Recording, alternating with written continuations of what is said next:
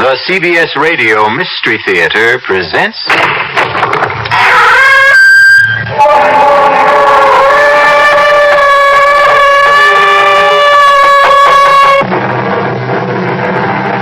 Come in.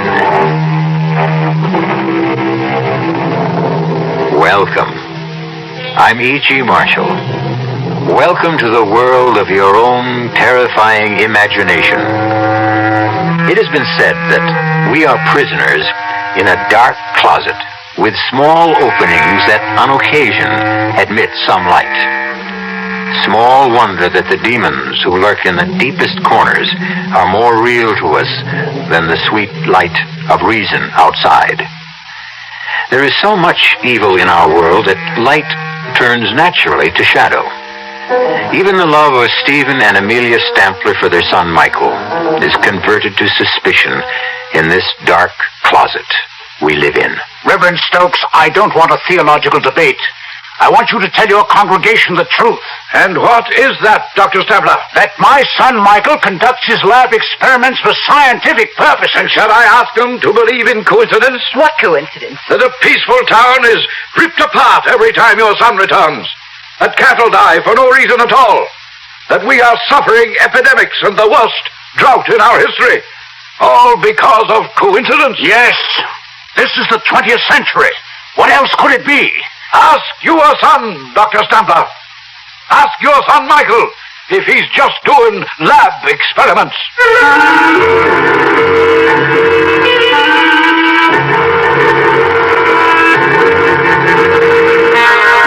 Our mystery drama, A Sacrifice in Blood, was written especially for the Mystery Theater by Milt Wisoff and stars Patricia Rowe and Ralph Bell.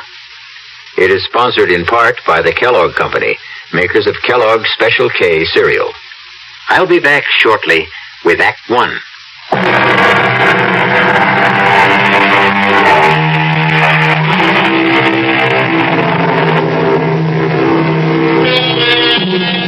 And now it is time to turn to the macabre and nightmare world where there is no shortage of blood.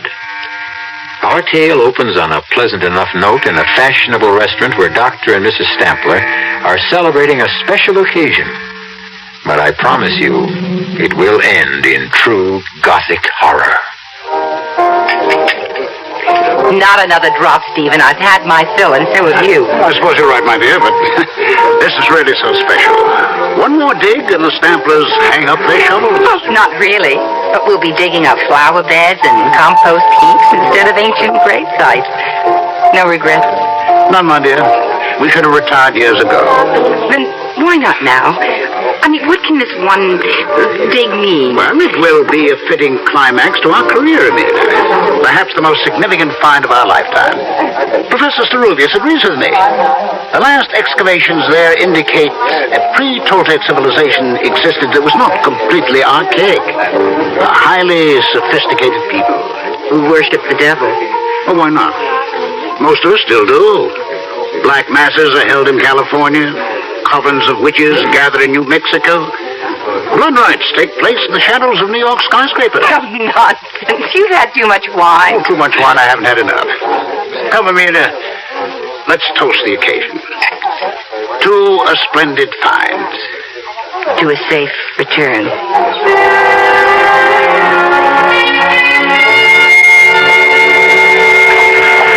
Dr. Stampler? Dr. Stampler? Yes. I am Professor Saruvius. Oh, thank you for meeting us. This is my wife, Amelia. My great pleasure. It's very nice of you. Not at all. Oh, here, let me put your bags in, please. Will you get in? I can't tell you how I've looked forward to meeting you, Professor. Miguel, if you please.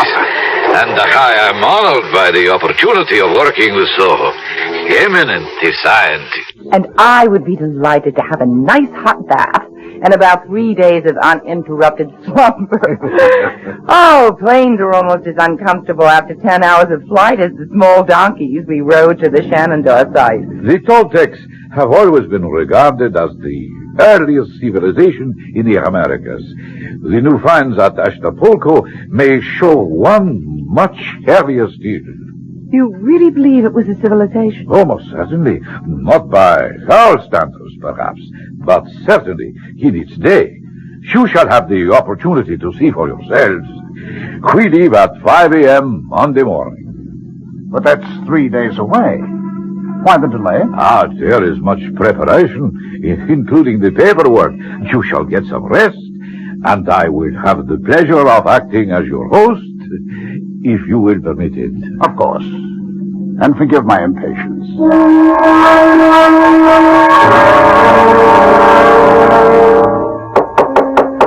Who's there? It is I, Miguel. Just a second. Forgive me. I know it is late, but it was necessary for me to see you. Oh, that's all right. Come on in. We weren't in bed yet. What is it? I am afraid I have bad news for you. We will have to postpone our trip. Why? There is word of trouble in the mountains where the site is. But what kind of trouble? Oh, nothing serious, but it will cause us some delay. Why didn't you tell us sooner? I just learned it, Stephen, when I returned to my room. How long will the delay be? Well, that is hard to say. What kind of trouble is it, Miguel? An Indian has been found. Murdered. It was a ritual killing. His skin has been removed. Oh, God. Well, we still get back to the basic question, Miguel. How long will we be delayed? Then you're still bent on going? Well, of course, Abeda. A native killing isn't going to stop me. I've encountered worse on other digs. Well, answer me, Miguel. Perhaps you should forget it, Stephen. Oh, come on, now, both of you. I'm not going to change my plans. If you insist, we will continue, but I must warn you, it will be difficult to assemble a crew. But not impossible. No, not impossible, if we pay enough. There is always someone who will take a risk if the inducement is great enough. I guess you're right, Miguel. See what you can do. Then you'll go along with me? I wouldn't miss it for the world.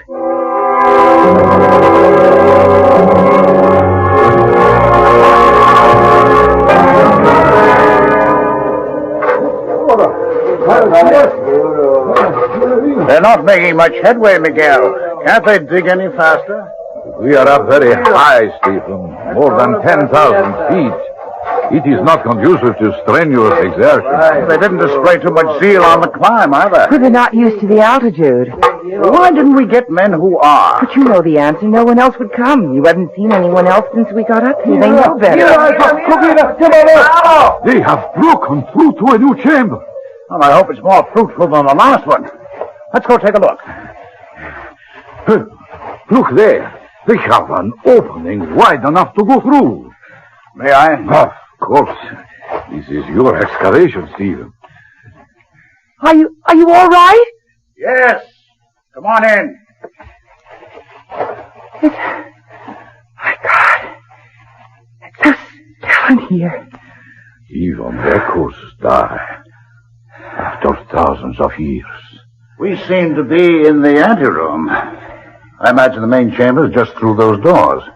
It would appear so. Get the men in here. We've got to get those doors open, and it looks like one heck of a job. Siga pronto. No quiero entrarlo. Siga. No.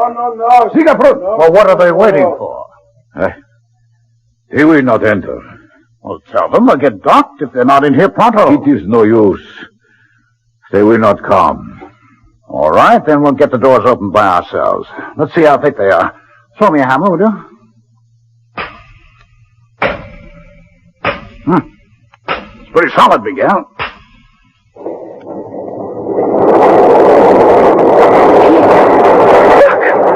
The doors are opening. How? Perhaps Stephen struck some kind of a trigger mechanism by accident. Well, never mind how. It'll save us some sweat, that's all. Stephen, please, be careful. There's something here that makes me... I will go ahead. Not on your life, Miguel. This is one big step I'm going to take. Come on, follow me.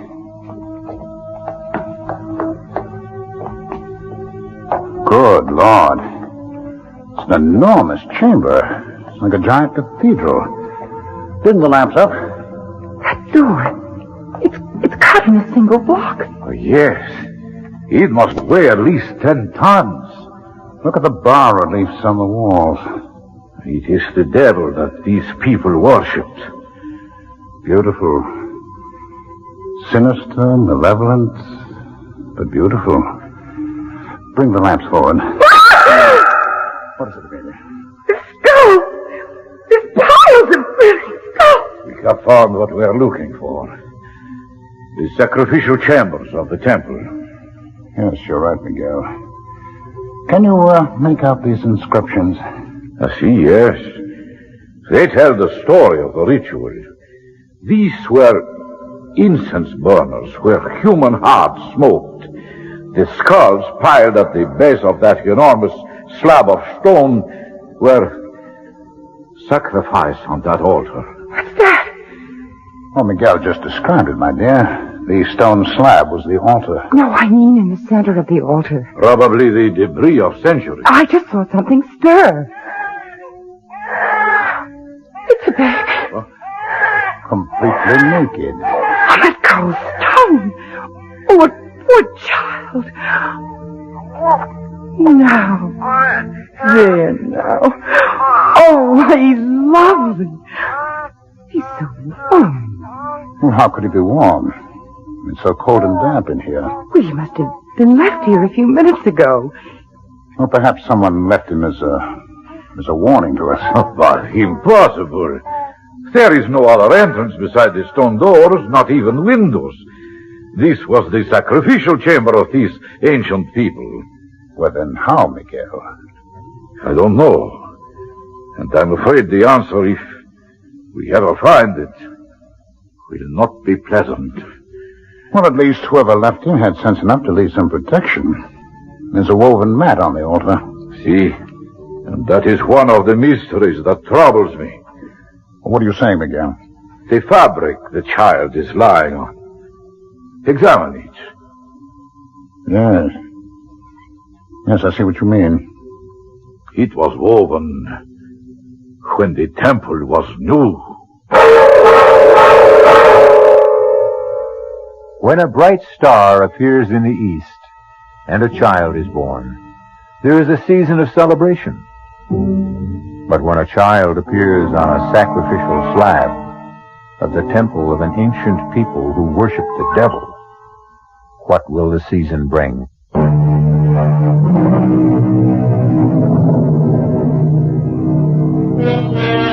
We live by the philosophy that no one is born evil, that only time and circumstance can corrupt the innocence of an infant. And yet, deep within us, we feel some doubt when monsters arise. What made Cain? Was Adolf Hitler or Jack the Ripper ever a clean slate? Why should we not wonder even stronger when a child appears out of nowhere in the temple of Satan? Well, I am not happy to see you leave, my friends. We'll miss you too, Miguel. Oh, that of course, but I wish you had not decided to adopt the baby and take him with you. I would have preferred you to leave him here with me until I could ascertain what his origins are. I think he's right, Amelia. There's still time to change our minds. Oh, no, we fought harder to take him with us than those artifacts from the chamber. I'm not going to give him up now. What difference does it make where our son came from or who left him there? He's a perfectly normal baby, and it means more to me than the trophies we're carrying off. Well, if you have made your minds up, then all I can say is, via con Dios. I am very delighted that you both have what you wish. Stephen, your find will have an historical impact. Our find, Miguel, would have been impossible without you. And my gratitude for helping us with the baby. We've named your godchild Michael for you. Ah, a great honor, Emil. You'll keep trying to trace his parents?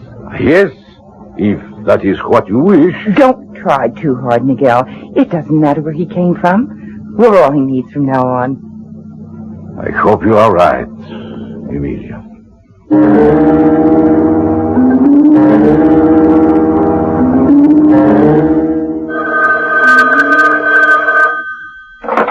Stamper here.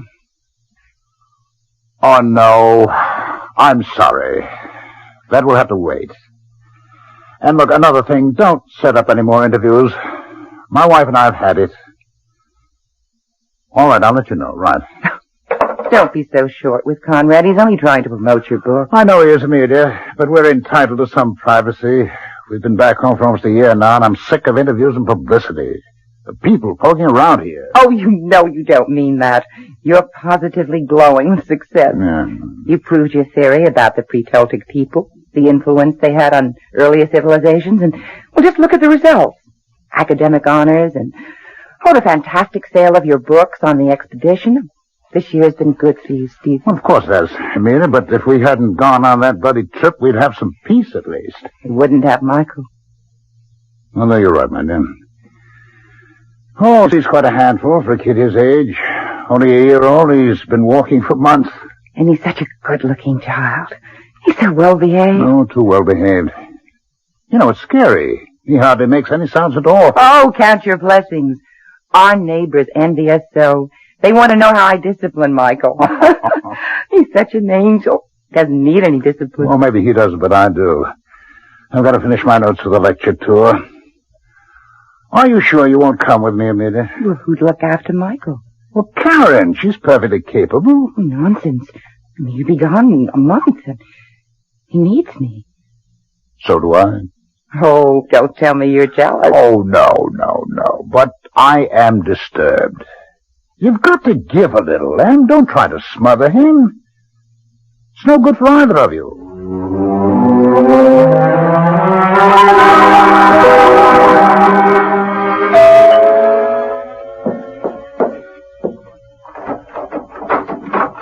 Stephen, I didn't expect you home so soon. It's Michael's birthday, so I thought I'd be early.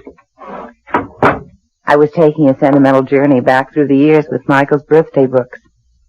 Here he is at 2. Yes, I remember. We took him to the zoo, and he was fascinated. Here he is a year ago. 5 years old, growing like a weed. Oh, that reminds me. What can I do to help with the festivities? Oh, nothing. Just relax. Where's Mike? Well, I sent him out to play. On his birthday? I don't understand. What's wrong, Amelia? Nothing. The party's off?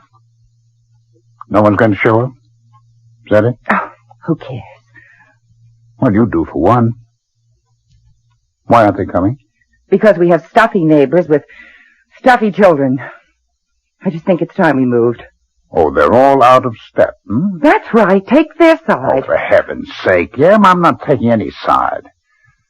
I just want to know...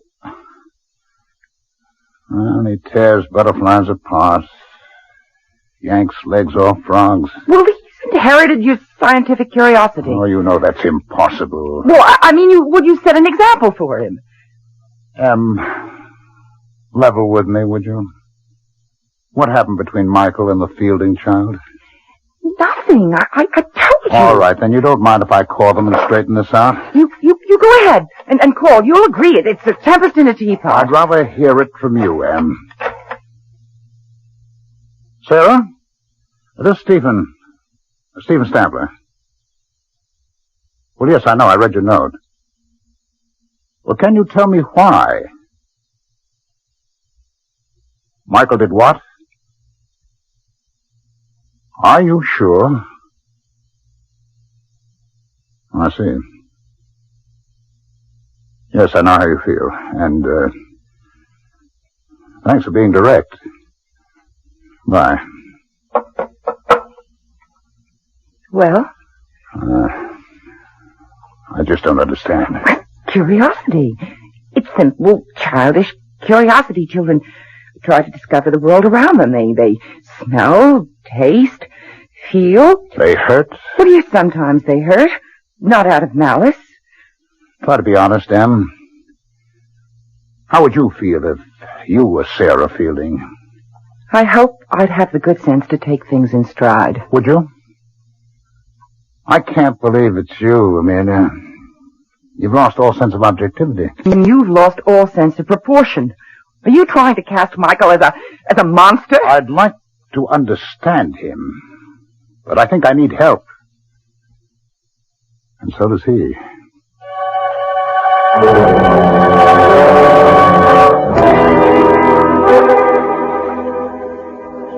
Linda? Oh, there you are. How are the silver bells? Fine. But the cockle shells are a bit droopy, and so am I. Oh, nonsense. Very gallant, Stephen. But age is beginning to catch up. I don't know where the last 10 years have disappeared. Seems only yesterday that Michael was 6, entering school for the first time. Now he's almost grown. 17. Oh, my, you look handsome today. You're even wearing a tie. Yes, so I have. What's the occasion? We have a friend in town. Old Ceruvius. Oh, I didn't know he was in this day. Well, neither did I. He's consulting with the museum people, and he'd like to see us. I asked him out to lunch. Ah, that was thoughtful. Now, there's no need to fuss, Amelia. Of course not. I'll get the soil off my hands and throw something together if Miguel doesn't mind. I certainly don't. Well, thank you, Anne. Is there anything I can get from town for you? No, just hurry back. Ceruvius is dying to see Mike. What time is Mike due here? Oh, dear, I forgot to tell you. There was a letter from Michael in the morning mail. He's staying at the academy through the holidays. Well, that's odd. Did he say why? Well, he wants to catch up with some school work, and there's an experiment going in the lab. He just can't leave. Well, that's too bad. Miguel was looking forward to a visit with Mike. He made quite a point of it.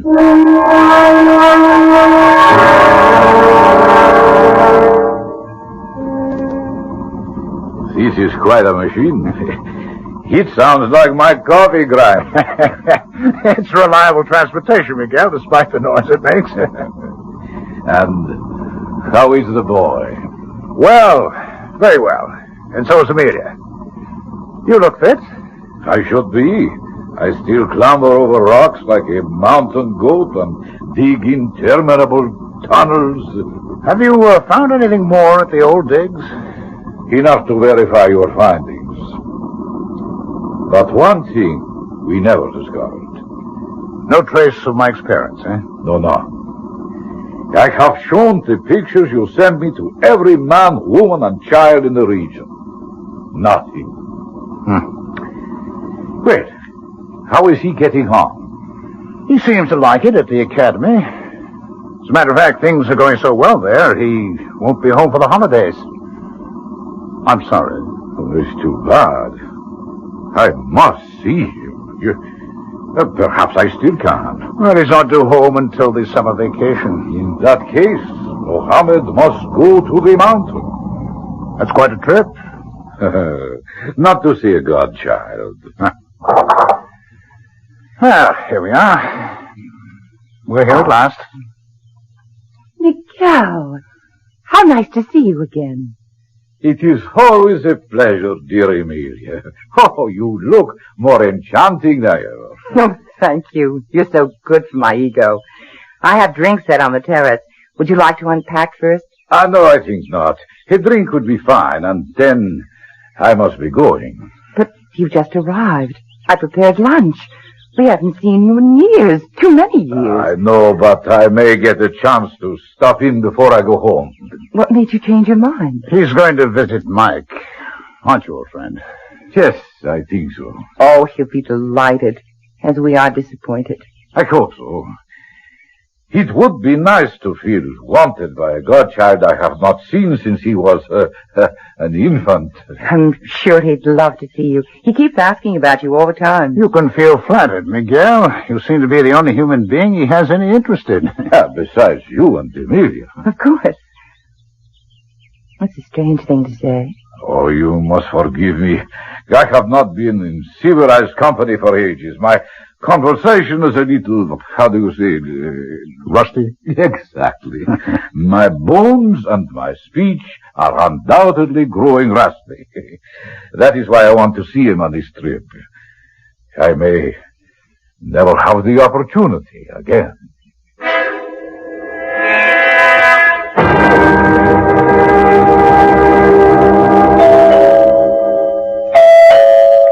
Could you get that, Stephen? I'm just finishing the shelf, dear. Very well. Michael, I don't understand. No hello? Should I go out and start over again? Quit not silly. Hello, darling. That's more like it. Stephen, it's Michael. Mike! I know. Mother had the same reaction. I just got through sooner than I thought I would, so I rushed home. Put your bags in your room and I'll fix something to eat. You look well, Dad. Why shouldn't I? Leisure is good for the thinking classes. Oh, you look a bit drawn. Are they pushing you? No, I'm pushing myself. There's so much to do. What's new? Your godfather paid us a visit. He wanted to see you. Well, here I am. Well, you had to leave. Obviously, he didn't get to see you at the academy. No, I didn't even know he planned to make the trip. Oh, that's odd. He said he would go to the academy directly. We must have crossed paths. Oh, excuse me, Mike. Hello. Yes, this is Dr. Stephen Stamford. Would you mind reading it? What? Would you read that again, please? Oh, my God. What is it, dear? It's a wire from the academy. They found Serubius. Found him? Yes. Miguel is dead.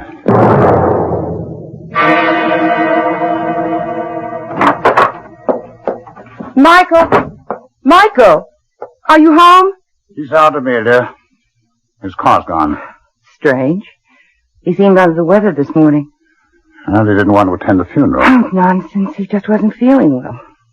You still believe that act after all these years? You know, he's always avoided unpleasantness that way. Well, it was unpleasant, Stephen. An old friend to go that way. All right, Anne. It's all over. What could have done it? You mean who, Anne? No, I don't. Nothing human could have been responsible for Miguel's death. I wonder. You wonder what, Dad? Where did you come from, Michael? You startled me. I was in the garage. My fan belt's loose. I was tightening it. You should have come to the funeral. What for? I never saw Professor Serubius. He was your godfather. You were his namesake. I wasn't feeling so hot anyway. I thought I was coming down with something. How do you feel now? Better, I think. You look healthy enough to me. Well, that doesn't mean a thing. I'll put the tea up, and then it's off to bed with you. She still thinks you're a child, Mike. I know. I want to talk to you, Dad. That's why I came home from school. Oh, that's true. I really don't know what I want to do. I think I've had the academy. But you said you liked it there. You're doing well. I know, but I can't make the scene there anymore. Too much work? No, not really. I'm just not on to some of the stuff I've got to handle there. The creeps in Fairmount are still living in the 17th century. They'd have witch burning if the law didn't forbid it. What's that got to do with you? Well, some of my experiments have got them on the warpath. How about you were working in the physical sciences? Well, not exactly. I've been going beyond that. Like what? Well, for one thing, ESP. You've always felt I had it. Well, that's not considered supernatural today. Yeah, I know, but the townies think it is. Well, that's all the fuss. I think you should stay on. It never pays to bow down to ignorance. I'm glad you see it that way, Dad. Oh, but there's more, isn't there, huh? What do you know about my people? Where I come from? Not too much. How about Serubius? Well, he thought he was on to something. He was on his way to talk to you about it. Too bad we missed each other. Did you? Well, of course. I told you I was on my way back here when I heard... That's not exactly what happened, Mike. He called me from the airport when he landed. What did he say? I don't know. Amelia and I were out. He left a message with our answering service. He said he was going right out to see you. That he had phoned ahead. I never heard from him. And that if anything happened, there was a letter that he was mailing to us. Well, then you did hear from him. By mail, at least. We never received the letter. Did you? Now you're accusing me of tampering with your mail? I'm only asking, Michael. Do you really think I saw Cerubius that night? Did you, Mike?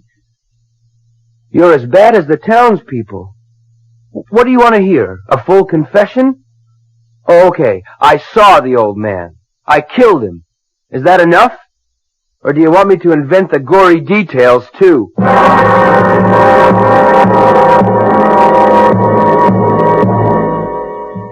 Fear can be a force for good or evil. It can keep us from harm, or it can be a malignancy that feeds on darkness and ignorance. Is Mike a victim of rumor and coincidence, or is he truly evil?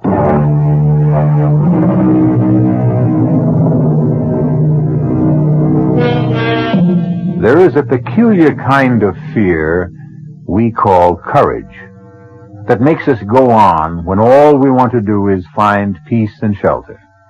It makes men who fear heights climb mountains. Soldiers who detest war and suffering advance on bloody battlefields. Some call it pride rather than courage. Choose now. Retreat now and regret it, or go on with me to Act 3. Mark, I've just heard from the police. They're still running down leads on the murder of Cerubius, but they admit it seems hopeless. Too bad. Did you ever get the letter he said he mailed you? No, I don't know what could happen.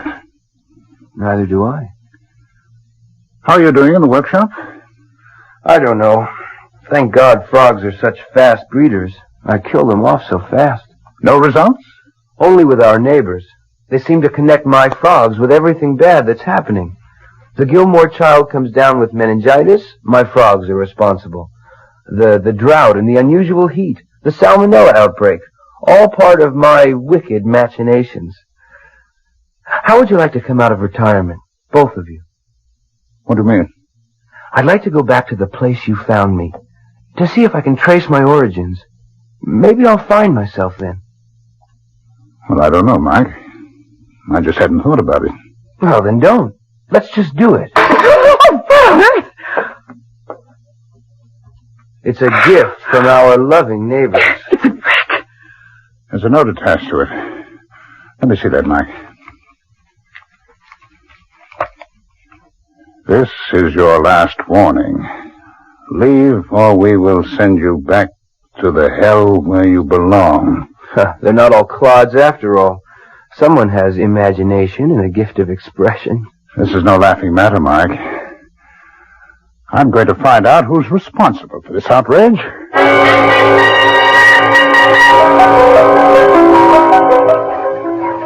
Dr. Stempler, delighted to see you. I think we can do without the formalities, Reverend Stokes. I just want some answers. Yes, so do I. I haven't seen you in church for quite a while. You're very fortunate. I didn't attend last week. I don't think you'd care for my reaction to your sermon. Oh, then you don't believe in the presence of Satan. No, I don't. All I know is what that kind of talk leads to. Oh, the brick, you mean. I'm sorry about that. Well, yes, you should be. You've got these farmers half insane with your superstitious prattle. Some say that about religion. I wonder why. All right, let's not get sidetracked, Reverend Stokes. I don't want a theological debate. I want you to tell your congregation the truth. And what is that, Dr. Stempler? That my son Mike raises frogs for his lab experiments. Shall I tell them to believe in coincidence? What coincidence? That a peaceful town is ripped apart every time your son returns. That cattle die for no reason at all. That we are suffering epidemics and the worst drought in our history. All because of coincidence? Yes, you tell them that this is the 20th century. What else could it be? Ask your son, Dr. Stampler. Ask him if he's just doing lab experiments. I told you, Dad, I'm going back where you found me, with or without you. Mike, that is foolish. Ceruvius excavated for years but found nothing. What makes you think you can? Because I was born to it and Ceruvius was not. He was contaminated by Spanish blood. My lines are pure. I need to find my way to another world. Will you come with me? You're not serious, Mike. I've got to go, Mother. I thought you'd understand. Well, I do. I just want you to think things through a little longer. Go back to school. Just finish this semester, and then we'll all go back. I promise you. That makes sense, Mike. It's only a few months. What do you say? Okay, but I won't let you stall me past then. I think my word is good enough. It is, Dad. Then, that's settled. Now, why don't you take Dad out for a walk? This room needs cleaning and airing. Are you implying? Not at all. I'm stating it quite clearly. Either I clean this place now, or I'll send in some goats to keep you company tonight. Now, shoot. Okay, I'll go. How about the keys to the car? I thought we were going for a walk. Take a rain check. I'd like to drive into the city. I'll be my guest. Here. Just drive carefully. Don't worry. I'll be back for dinner. Can I give you a hand, Amelia? I don't think so, Stephen. My, this place is dusty. I'll empty the trash basket for you. Just dump things into the plastic bag. Don't you feed Mike, Amelia? Of course I do. Look at all these hamburger wrappings. Well, I think he feeds his frogs with them. Oh, no. What's wrong, Stephen? You're as white as a sheet. Yeah. This piece of paper. Well, what is it? It's part of an envelope, Amelia. The one that contained the letter Ceruvius wrote to us. Oh, my God. But why didn't I... Destroy the letter? That's what I'm wondering, too. And I don't like the answer I get.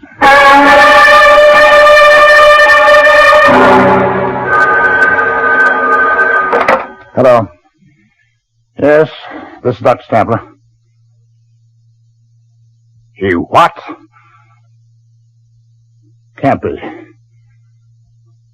We'll be right over. Yes, but I want to see my son. What is it, Stephen? What? Stokes.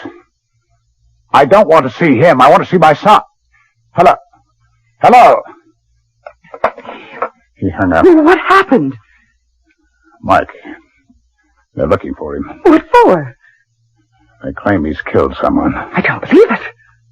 What, with the car? I mean, with an accident? It was no accident.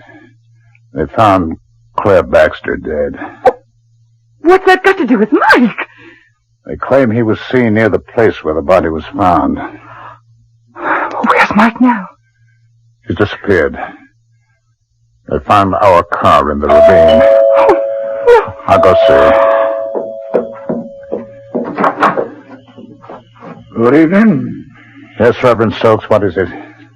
May I come in? No, you may not. Now clear out of here. What's wrong with you, Stephen? Please come in, Reverend. Thank you, Mrs. Stampler. I know it's painful, but I must talk to you. What is there to talk about? Your son. I tried to reach you before with facts, but you wouldn't listen. Well, why should I? Of all these silly nonsense... No nonsense this time, I'm afraid. Your son has committed murder. Just because he was seen near where the girl was found, I'll bet half the No town one could have else been in there. town would kill the way Claire was slaughtered. Please, I don't want to hear any more. And we just sit quietly and wait. For what? For your son to return. And then what? Then we'll do what must be done. You won't wait here. Now be sensible. There are men just beyond this door. I would prefer to do this as reasonably as possible. Do what? Just ask him a few questions, Mrs. Sampler. Now please let me handle this. Or would you prefer mob violence? Ask your questions, Stokes. I'm here. You're Mike. Save yourself. Not yet. I've got a score to settle with old Nosy. Sit down, Michael. It's all over for you. For you, meddler. No, Asmodeus, your time has come. Asmodeus? Asmodeus, Satan, whatever you call yourself. Sit down and answer my questions. I've changed my mind. I'll answer your questions if you catch me. Stop him, Stephen. Please don't let him go. No, Amelia, don't worry. Stokes will never get him. Neither will that mob. He's on his way back. Back where? Where we found him, Amelia. In the sacrificial chamber. Zerubius said someday Mike would return.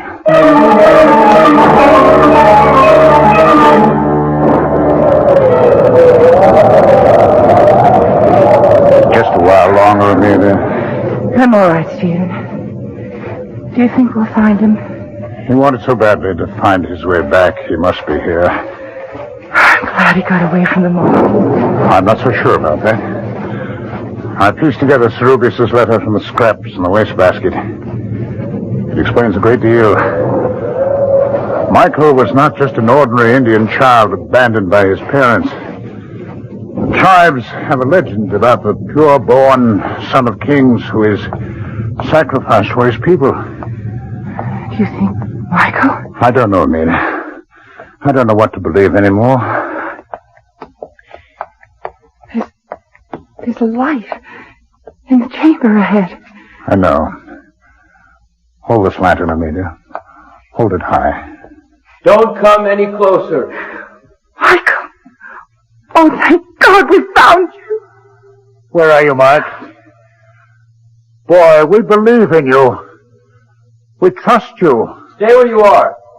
Do as I tell you. We want to help you. Then leave. That's the best you can do for me. You kept me from my destiny when you took me from this tomb. Let me fulfill it now. We love you, Michael. Please save yourself. Hold the lantern higher, Amelia. What is it? There's a child, Em.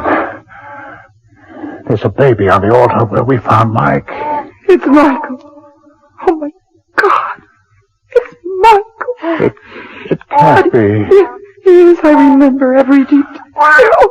Stay back. Stay back, Amelia. Don't come any closer. It's a child on the altar. It's Mike. Someone or something is standing over it.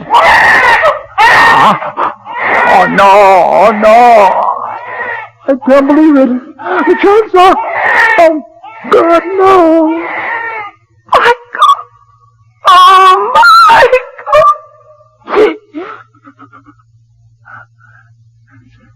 It's too late, Amelia. It's all over now. Whoever it was has disappeared, Amelia. He's gone.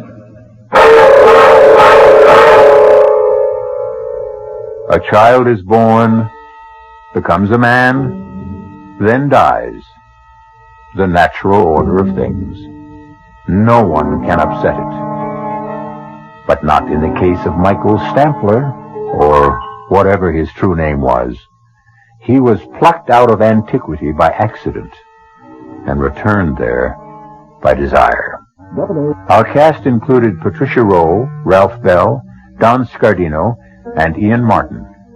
The entire production was under the direction of Hyman Brown. This is E.G. Marshall inviting you to return to our Mystery Theater for another adventure in the macabre. Until next time, pleasant dreams.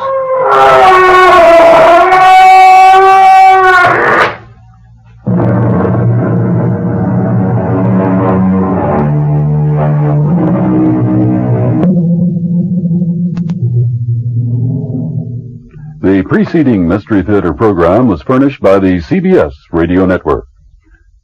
Your dial is set for 15 minutes of late news with John Scott reporting. This is WOR New York, an RKO General Station, your station for news as it happens.